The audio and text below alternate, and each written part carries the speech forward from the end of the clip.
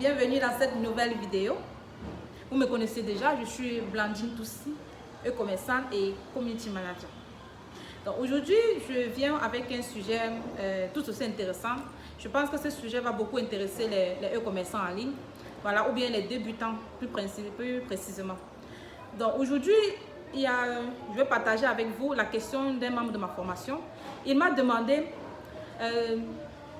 comment faire pour choisir ses fournisseurs. Est-ce qu'il faut choisir les fournisseurs locaux ou bien il faut choisir les fournisseurs à l'international? Donc comment débuter? Est-ce qu'il faut aller directement chercher à avoir un fournisseur à l'international ou bien d'abord commencer en local? Donc je partage avec vous dans cette vidéo la réponse que j'ai donnée à cet apprenant. On se retrouve tout de suite après le générique.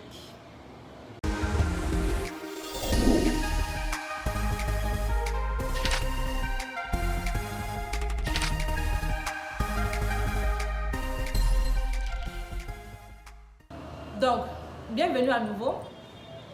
Ce qu'il faut savoir, c'est lorsque vous débutez, ça c'est vraiment pour ceux qui sont au début. Lorsque vous débutez en e-commerce, vraiment privilégiez les fournisseurs locaux. Ça, vraiment, ça c'est mon conseil. Lorsque vous débutez, que déjà vous n'avez pas de capital, ou alors que vous avez un petit capital, le mieux c'est de privilégier les fournisseurs locaux. Je m'explique pourquoi. Lorsque vous prenez un fournisseur dans votre pays, peu importe, vous pouvez être au Cameroun, au Sénégal, au Ghana, au Gabon, je ne sais pas où vous êtes, où vous me suivez, mais vraiment dans votre pays, regardez déjà si le produit que vous voulez commercialiser n'est pas déjà disponible. Commencez par là. Vérifiez que le produit que vous souhaitez commercialiser est dans votre pays. Si le produit est dans votre pays, allez vers ce fournisseur et maintenant demandez combien coûte le produit. C'est-à-dire, prenez vraiment tous les renseignements possibles concernant le produit. En prenant un fournisseur local, vous avez l'avantage du prix de gros. Lorsque vous partez vers la personne pour la première fois, expliquez à la personne, je suis débutant, je souhaite aussi me lancer, voilà, et puis je voulais prendre une quantité de marchandises pour pouvoir également me lancer. Ce qui est sûr, la personne va vous dire le prix des gros c'est à tel prix et le prix de détail c'est tel prix. Maintenant, vous allez aller sur cette base pour juger. Maintenant, vous allez connaître à combien on vend au détail.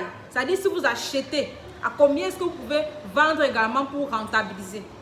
Vous avez par exemple des endroits où pour un produit, par exemple, ça c'est un exemple, on peut vendre un produit à 4 000 francs. Et ça c'est le prix de gros chez le fournisseur. Donc, vous achetez ce produit à 4 000 francs et vous allez revendre ce produit à 10 000 francs pour avoir votre marge. Et ça, quand vous vendez en ligne, ce que vous avez besoin, c'est les images et le prix de gros et connaître votre prix de détail, par exemple. Donc, en achetant chez le fournisseur local, vous avez l'avantage du prix de gros. C'est-à-dire que vous allez connaître, vous allez pouvoir, il va pouvoir vous faire des prix de gros. Maintenant, vous avez l'avantage sur les quantités. Vous pouvez acheter des petites quantités. Vous pouvez acheter une pièce, deux pièces, demi-carton, un carton, ainsi de suite, en fonction de votre capital. Vous pouvez prendre une certaine quantité. Alors, lorsque vous partez déjà au niveau international pour acheter, par exemple, soit sur AliExpress ou bien sur Alibaba, c'est un peu compliqué de prendre une pièce. Imaginez, vous prenez une pièce ou bien deux pièces d'un article. Pour qu'on puisse vous envoyer ça dans votre pays, regardez un peu les contraintes. Voyez un peu ça? C'est-à-dire que le temps que vous allez patienter déjà pour que deux articles puissent arriver, les frais d'expédition et de transport et tout ça, ça va vous coûter. Et finalement, vous n'allez pas forcément rentrer dans vos frais. Donc, vous avez cet avantage-là que vous pouvez prendre des petites quantités par rapport à l'international. L'autre avantage, c'est que vous pouvez également, avec le fournisseur local, vérifier la qualité de la marchandise. Chose que vous ne pouvez pas faire si vous avez un fournisseur à l'international. Donc, sur place, vous allez aller dans le magasin, vous allez prendre le produit et vous allez regarder sur toutes les coutures. Et vous pouvez même prendre des photos réelles de cet article pour pouvoir le vendre. Je peux pouvoir le vendre si vous êtes en ligne, par exemple. Votre client demande, je veux des photos réelles. Alors là, vous pouvez envoyer ces photos à votre client.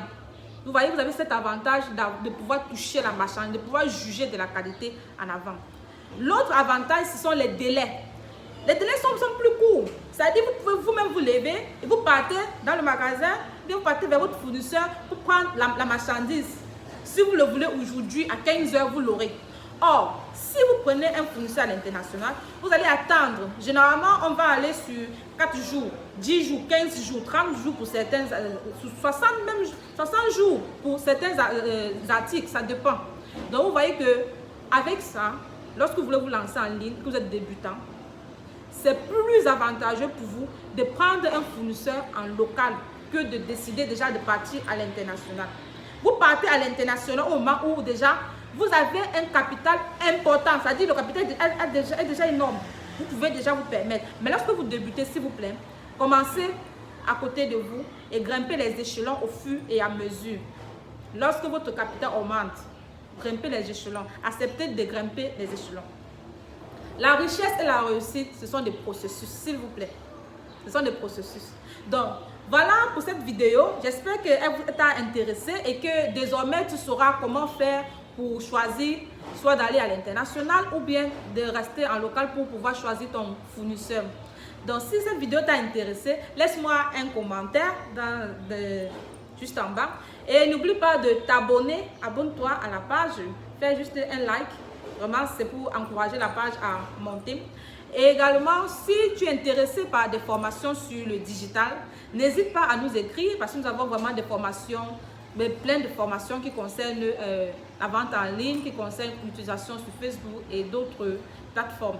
Donc, n'hésite pas à nous écrire sur les numéros que tu vas trouver, soit dans la description, soit laisse-nous un commentaire ou bien un message en inbox et on se fera le plaisir de te répondre. Donc, à très bientôt pour une autre vidéo.